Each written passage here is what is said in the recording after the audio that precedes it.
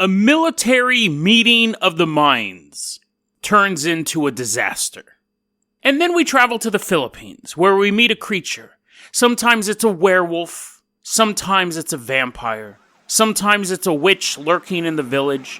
What happens when you take some of the world's worst supernatural creatures and cram them into one species? You get the Aswang, today on Dead Rabbit Radio.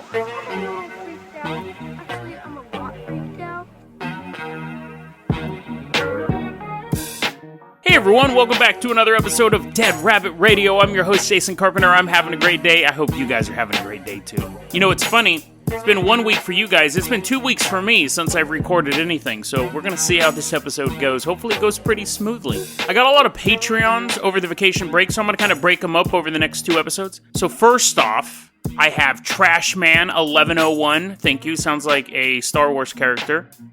I don't know, that sounds like the worst Star Wars character ever. We have Queejibo Alpo, Queejibo being the famous Bart Simpson Scrabble word. It means a North American balding ape.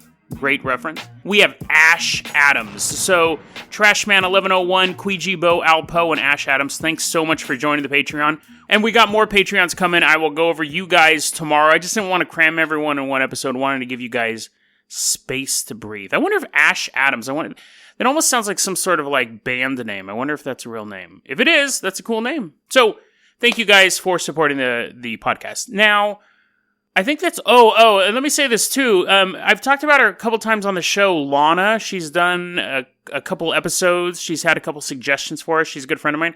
She got in a car accident today. She's fine.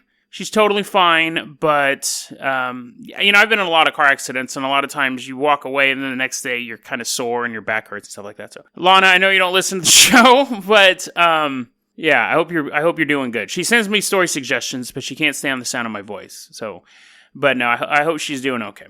So, let's go ahead and move on to our first story here. Now, our first story is, let's hop on board the Carpenter copter, because that is our device that has time travel capability, so, I think they all do, actually. We just retcon them so they do. But anyway, so now the helicopter does.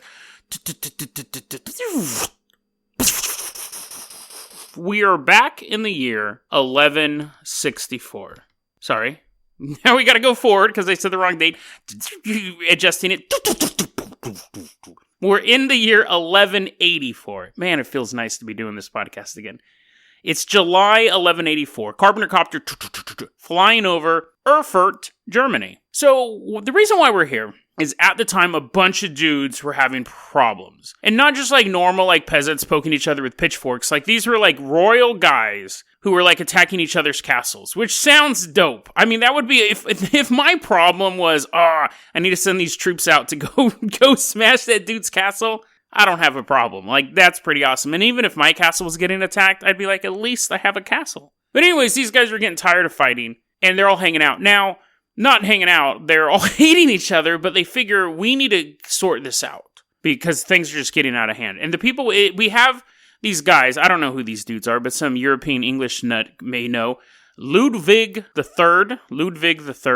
Landgrave of Thuringia. I don't believe that's a real person. I think that's a Star Wars character.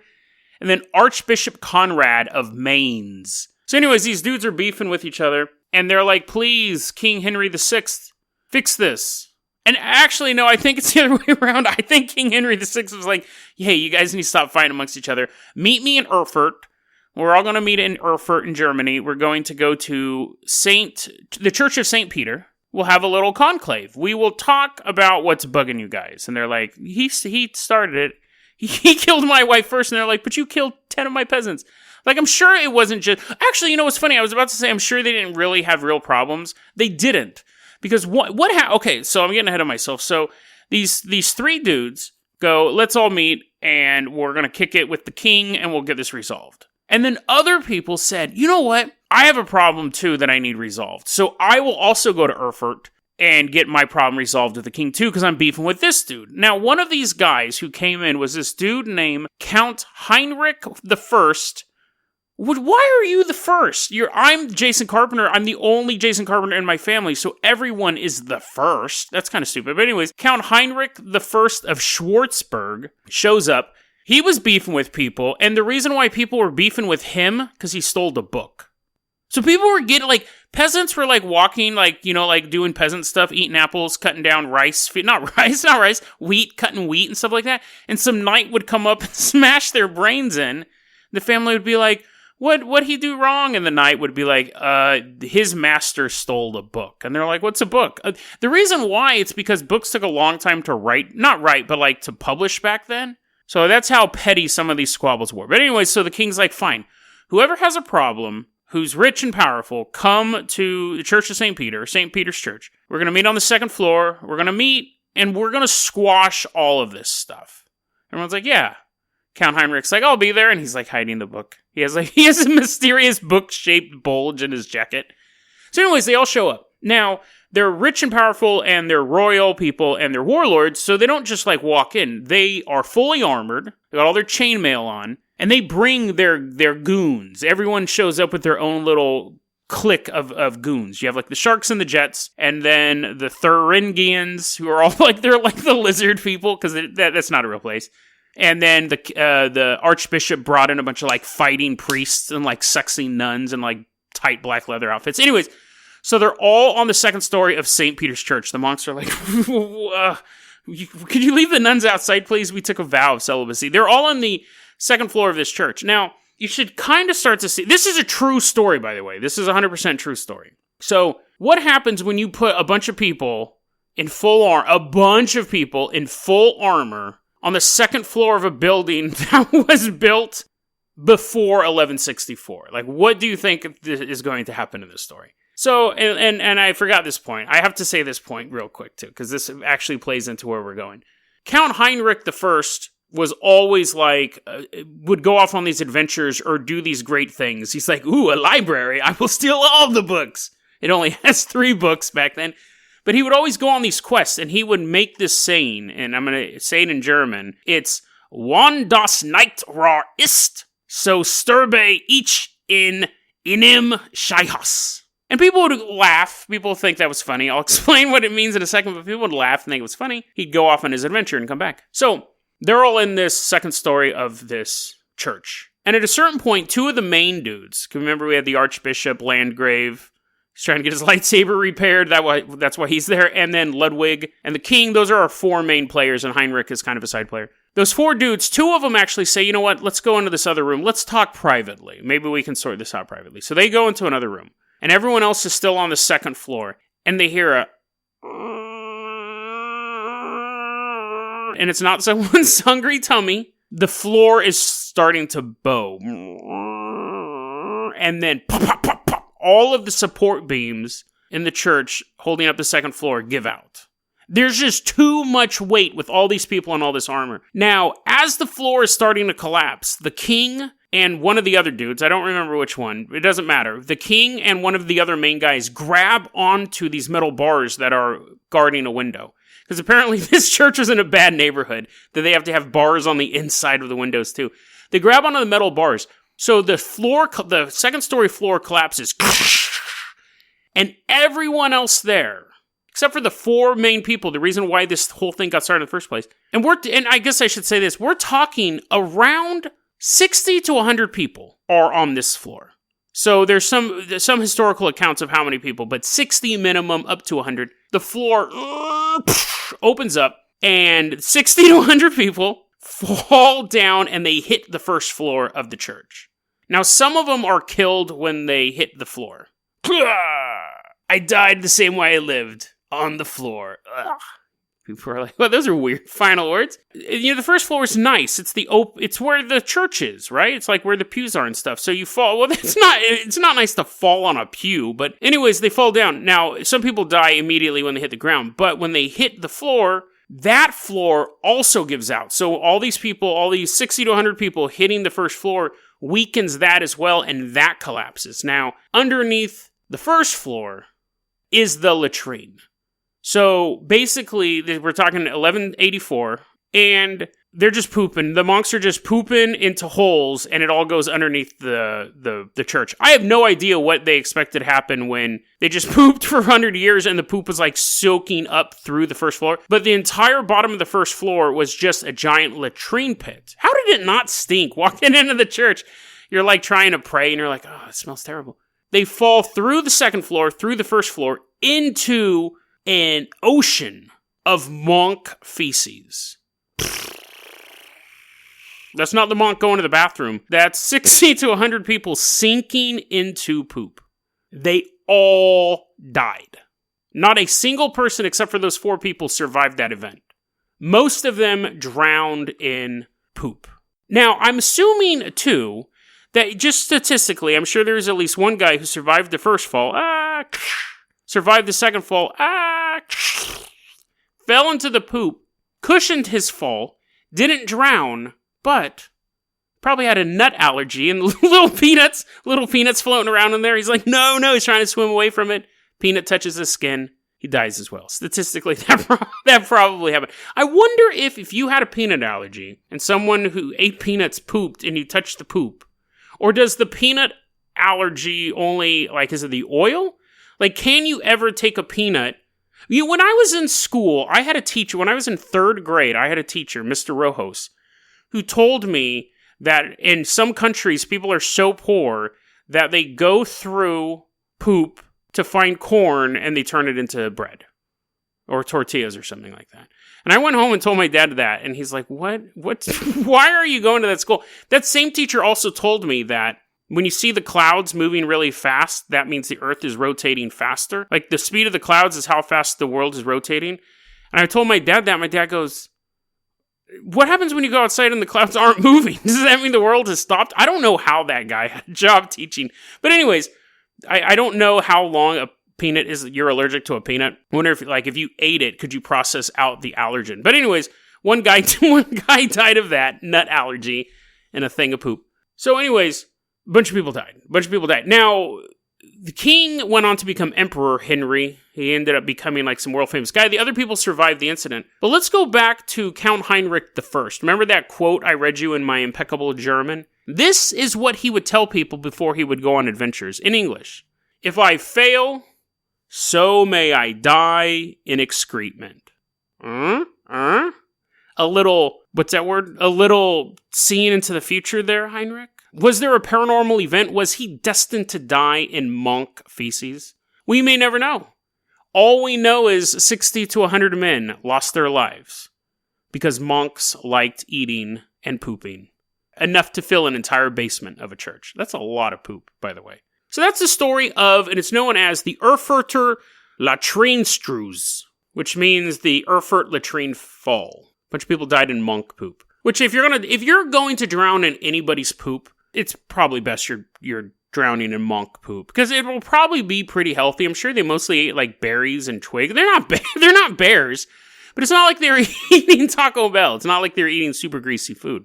It wouldn't be the most pungent poop in the world. It'd be okay smelling as it filled your nose and lungs. Horrible, horrible way to go. But if you had to go that way, go drown in a monk's bathroom. So let's go ahead and come back to the modern times. We're coming back to the year 2019. So we never even got off the Carpenter copter on that. We didn't want to fall into the poop. We're flying to the Philippines now. Now, this story is actually a request from one of my Patreons. Actually, if I remember correctly, was my first Patreon. It's Elky.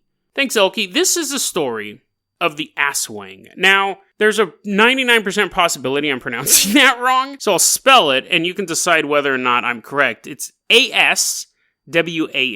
So maybe it's Aswang or it doesn't matter. It's an Aswang. So this creature is everything rolled into one. It's basically a smorgasbord of cryptids. And this is and thanks for the recommendation, okay. This is a really fascinating creature because there's a lot of origin story. It's fairly recent, and there's a lot of origin stories of how it came about, what it means. And we'll get into that in a second, but let's explore. So let's get out of the Carpenter copter. Take off our gas masks.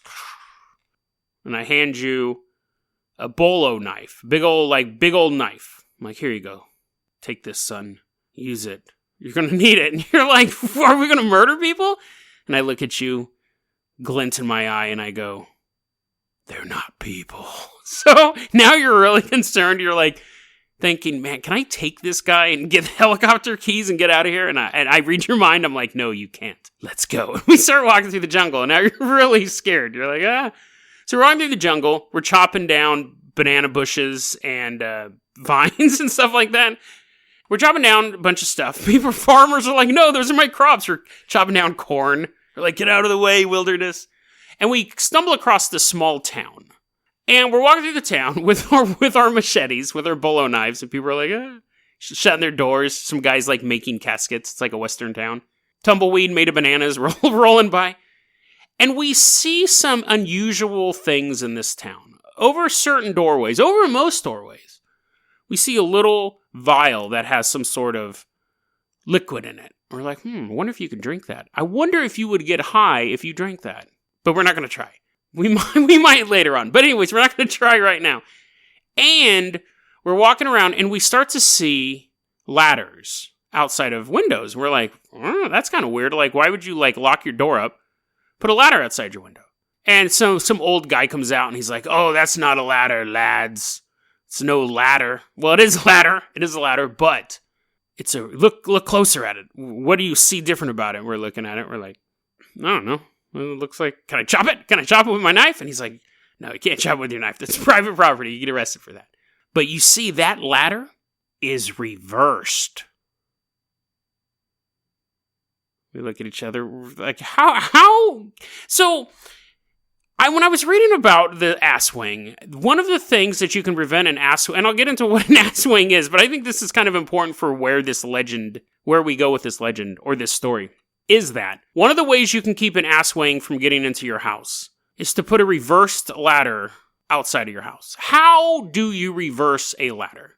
If you put it upside down or backwards, it still functions as a ladder. If you just had a ladder you lean up to a building, there is no way you could turn that would make it reversed. Or at least no way you could turn that someone could not climb up it. So we kind of look at the old man and we're like, yeah, reversed. Yeah, oh yeah, it makes a lot of sense. We just keep walking.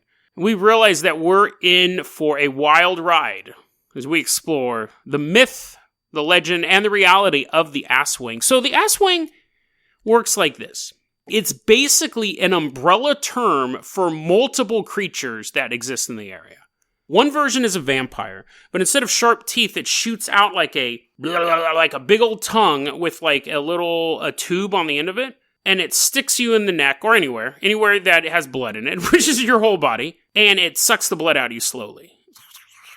And then you die. Now, this version likes, and all of them have shape-shifting abilities, but there's two of them specifically that have a more sinister side. The vampire version likes to shapeshift into a woman, marry a man in the village, and then slowly drain the life out of him over the course of the marriage, which is like any marriage, you feel me, guys? Elbow. You're like, Jason, I do have a knife. Don't elbow me when I'm holding a knife. I'm like, sorry. That's one thing they do. They also like to marry into communities so they can blend in, and then at night, when they're not slowly draining their husband of all hope, all like joy in his life, they will use the village as their base of operations. They go out in the jungle and kill strangers. So no one suspects them. They don't see their husband getting all weak and all pathetic and being like, oh, I shouldn't have gotten married.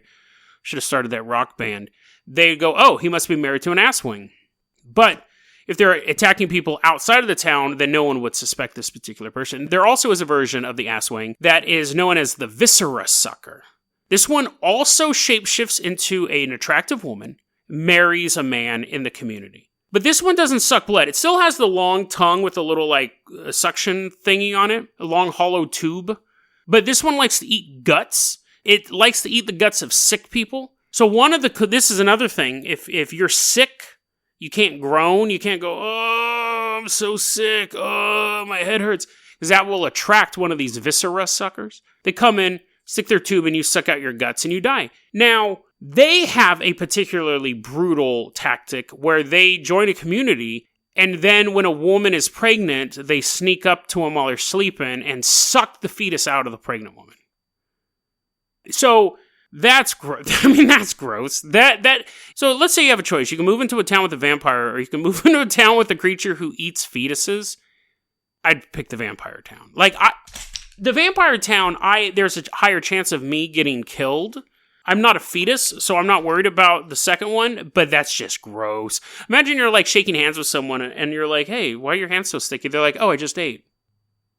I mean, I guess that really, they could have just been eating a lollipop, but if you knew there was someone in town that was eating babies, you would just be disturbed all the time. So they have that one. Now, there are also 3 other versions I'll go over really quickly. There's one that's like a werewolf, and technically this is lame, it's a were-dog, because they don't have wolves in the Philippines. Like, I guess in India they have were-tigers, and in Europe they have werewolves. This one just has were-dogs. Lame. I'd live in that town. I wouldn't be scared of that thing at all. There's just like some dog walking around eating people. Be like, whatever. And then they have one that is a witch, just basic witch stuff. She has powers at night. She casts spells. Lame. And then there's a version of the Aswang that only eats corpses. So when they have, and it hates the light. All of the, it's interesting because all of these creatures can be totally active during the day, but they don't have any powers. At night, though, they become these monsters. So your mayor could be a corpse-eating Aswang in the Philippines. But those are the 5 variations of this thing. These creatures are a big cultural impact in the Philippines, where like they have their funerals for a certain way. The color red is to ward off Aswangs. So, like, they'll give babies red pendants, and a lot of, like, their dance clothes are red and stuff like that. There's a lot of bloods over there. The Crips are, like, constantly getting attacked by Aswangs. Totally affects their culture overall. But let's get to my favorite part, which is I've learned to love these things about cryptids. Protection. I love reading about the ways people have come up to fight these things off. Now, because there's so many variations of these things... Oh, and let me say this too, because this is another interesting note. So they're masters of deception, right? But if a bunch of bodies go missing in your neighborhood, you're going to start to figure there's an Aswang running around. So what one variation or multiple variations of these creatures, the legends are kind of all over the place, but one of the things the Aswangs will do is they will kill you in the middle of nowhere, right? And then they take a banana tree stump and they carve an effigy of you and then bring it to life. And then it walks back to your town and it goes, "Oh, Mr. Stark, I don't feel so good." And it lays down in bed and dies. And everyone goes, oh, no, Peter Parker, what happened? And he's just dead, right? But he's really just a big old banana tree stump. And it's funny because there was another story we covered in the Philippines, Brigham City. Those people from that magical city would magically make tree stumps look like a corpse in the middle of nowhere. So if you went missing, you didn't really go missing, they'd find your body. These guys are a little more powerful. They can make the stump walk home, talk to a couple people, fall ill, and then die. So they really are like masters of deception. But let's go ahead and get started here with the protection spells, because this is always my favorite part. Okay, so you reverse a ladder. Get a ladder, reverse it, right? You can also, they hate the sound of a stingray tail, like a stingray, like a little fish thingy. They hate the sound of that whipping through the air.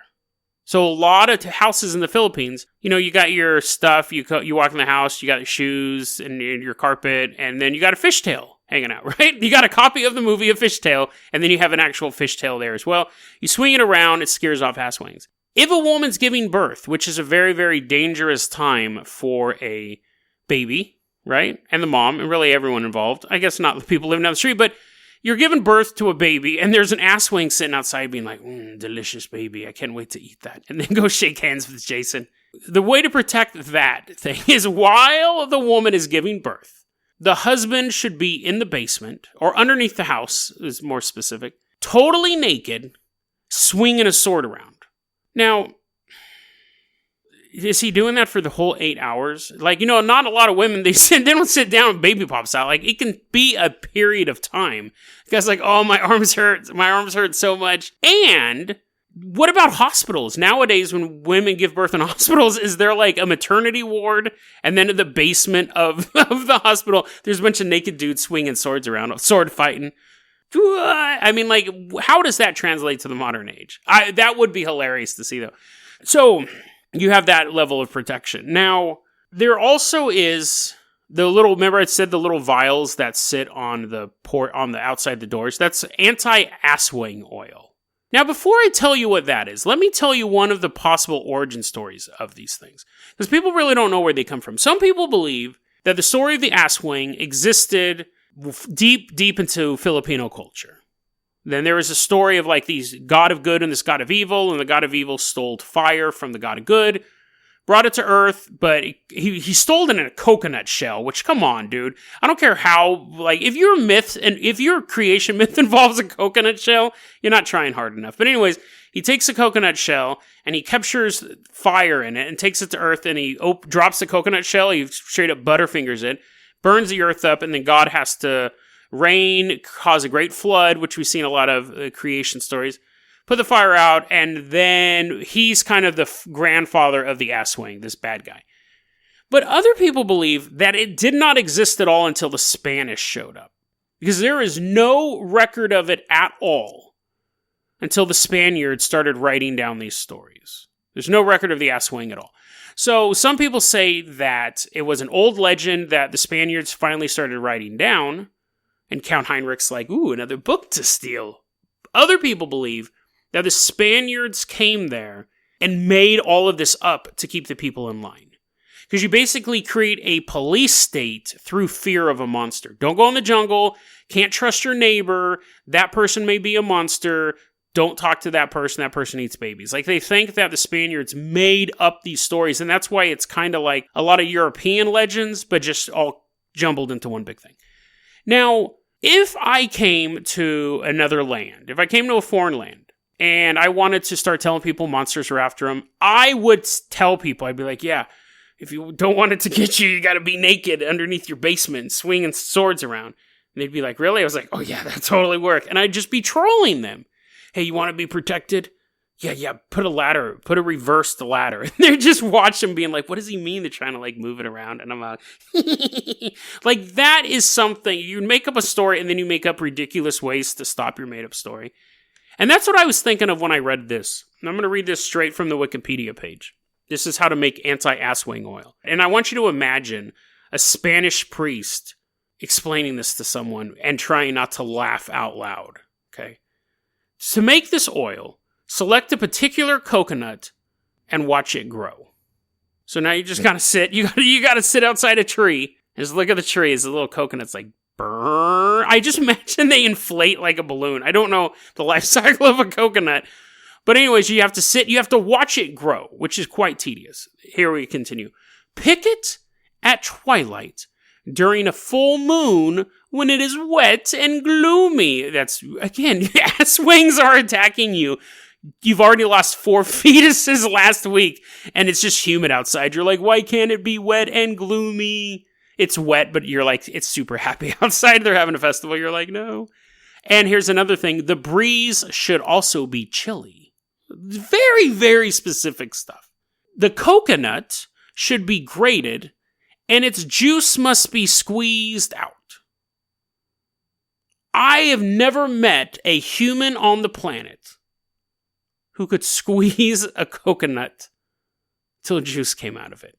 Now, to be fair, you may grate it and then squeeze the grated remains, but just going off that explanation, I would assume you would grate the coconut and then have to use Superman strength to squeeze out the juices.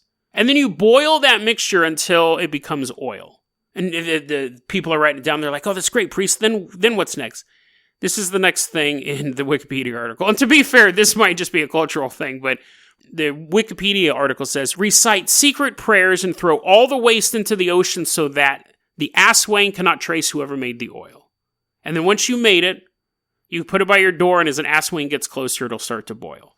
What are the secret prayers? That would be really helpful. Someone's looking up on Wikipedia because they're getting attacked by these things, and they're like, secret prayers? There's no hyperlink. There's no hyperlink. They don't tell us what the prayers are. 2, what if you don't live by the ocean? I mean, I guess Philippines is a set of islands, but still, just make it a river or an inlet or something like that.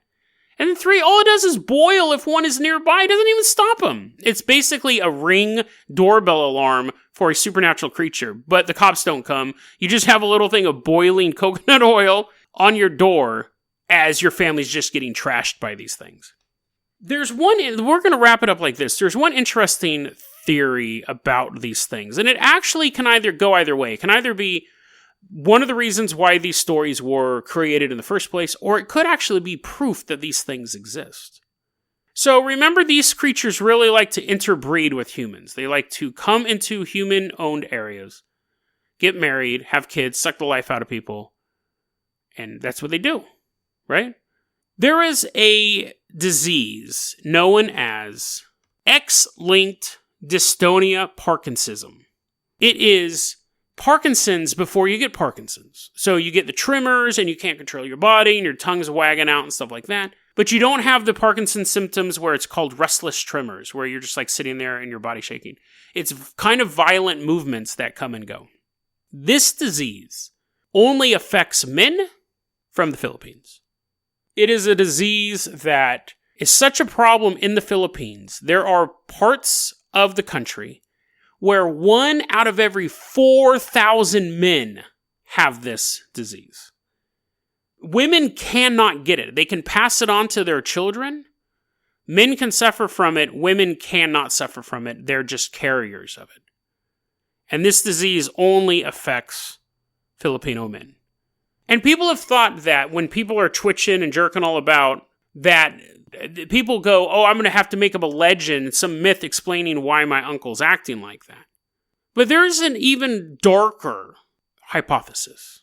If the Aswang is real, and it is interbreeding with humans, even if there's none left today, but you go back 300-400 years, and there was enough back then, interbreeding with humans, and their genetic code is still being pushed through the population.